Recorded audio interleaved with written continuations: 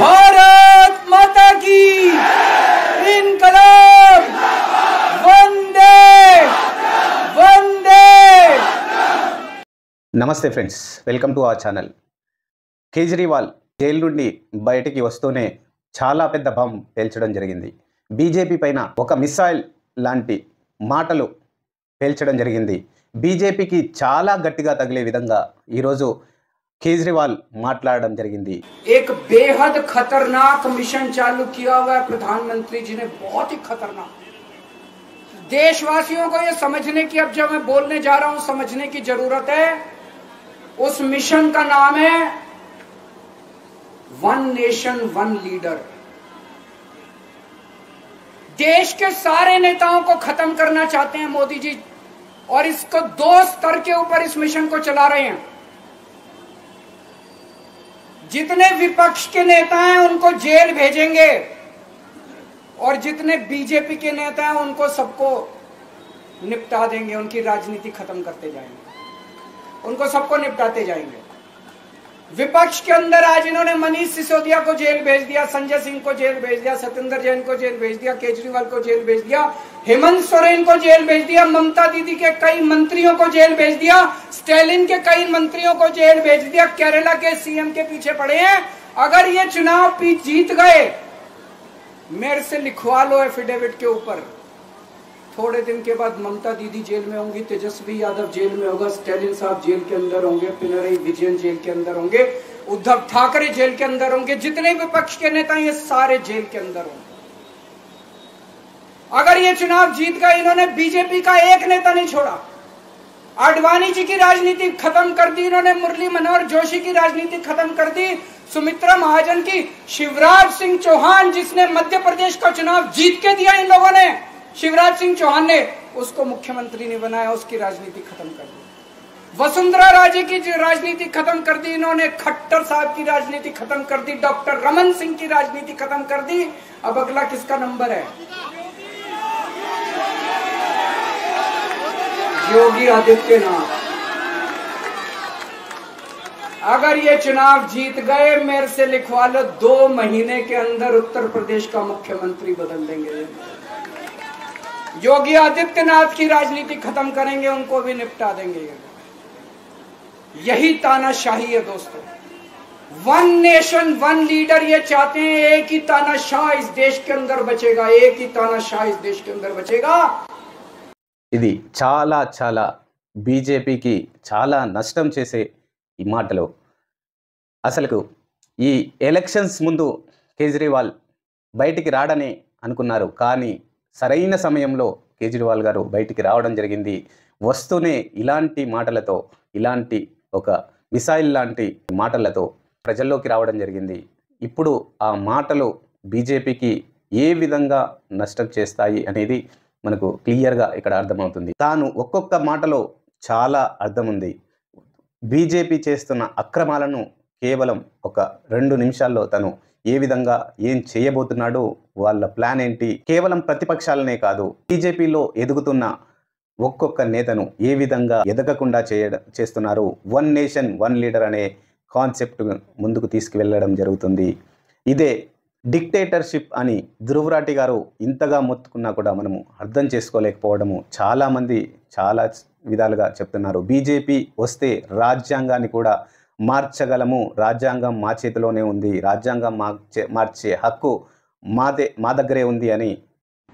రాజ్యాంగం మార్చే హక్కు మాకున్నది, పార్లమెంట్లో మార్చడం కూడా, మారుస్తాం కూడా చెప్తున్నా మీకు, మీ ఇష్టమే, పార్లమెంట్కి ఉన్నది, అది మేమే తయారు చేసేది. ఈ విధంగా సొంత పార్టీ ఎంపీలు కూడా ఈ విధంగా రాజ్యాంగాన్ని మారుస్తామని నిర్భయంగా నిస్సిగ్గుగా చెప్తున్నారని అంటే మనం అర్థం చేసుకోవాలి. ఒకవైపు మేము రాజ్యాంగాన్ని మారుస్తామని ఎప్పుడు చెప్పాము అని చెప్తూనే వాళ్ళ ఎంపీలే స్వయంగా చెప్పడం జరుగుతుంది. ఇంత బహిర్గతంగా చెప్తున్నారనంటే బీజేపీ ఎంతకైనా తెగిస్తుంది అనేది మనము ఇక్కడ ఆలోచించాలి.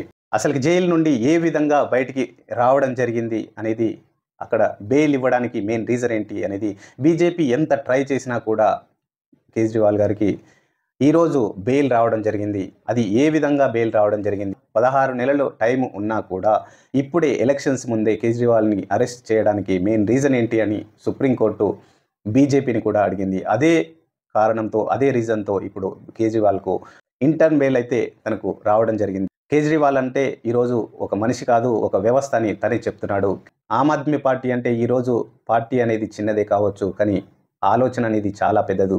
అందుకే బీజేపీ ఆమ్ ఆద్మీ పార్టీని కొట్టాలన్న ఆలోచనతో ముందుకొచ్చింది. అందుకే కేజ్రీవాల్ గారిని జైల్లో పెట్టడం జరిగింది. ఒకవేళ ఎలక్షన్స్లో కేజ్రీవాల్ గారు బయట ఉంటే బీజేపీ ఆటలు సాగవు అన్న ఉద్దేశంతో బీజేపీ కేజ్రీవాల్ని లోపల పెట్టడం జరిగింది. బీజేపీ చేస్తున్న అరాచకాలను ఒక్కొక్కటి బయట పెడుతున్నా.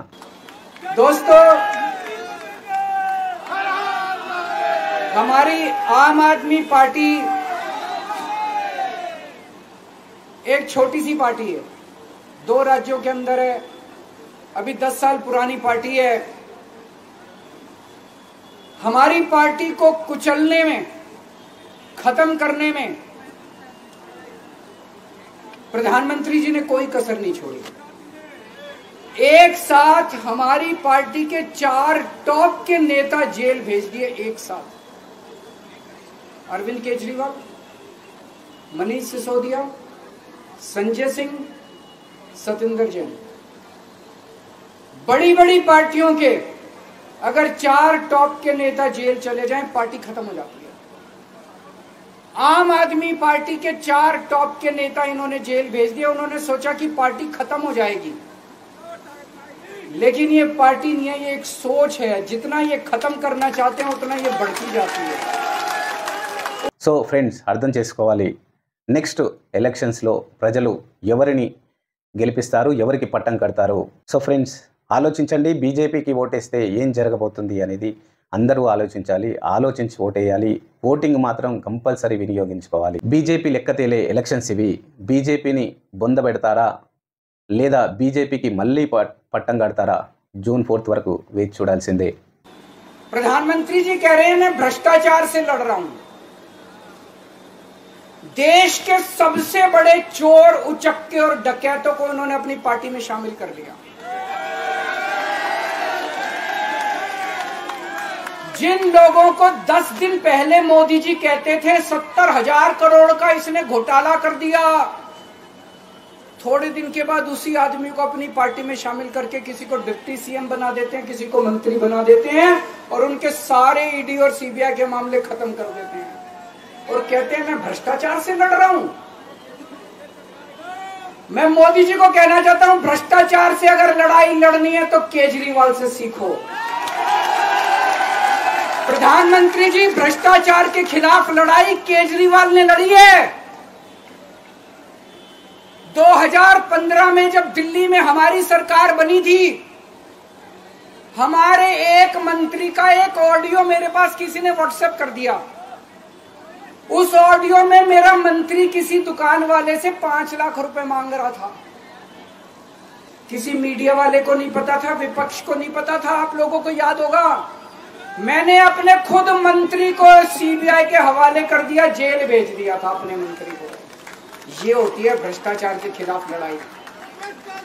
पंजाब के अंदर मेरा एक मंत्री भ्रष्टाचार में, मेरे को पता चला कि वो पैसे मांग रहा है। वहां पे मान साहब ने उसको, किसी को भी, विपक्ष को नहीं पता था, मीडिया को नहीं पता था, हमने अपने मंत्री को उठा के जेल में भेज दिया।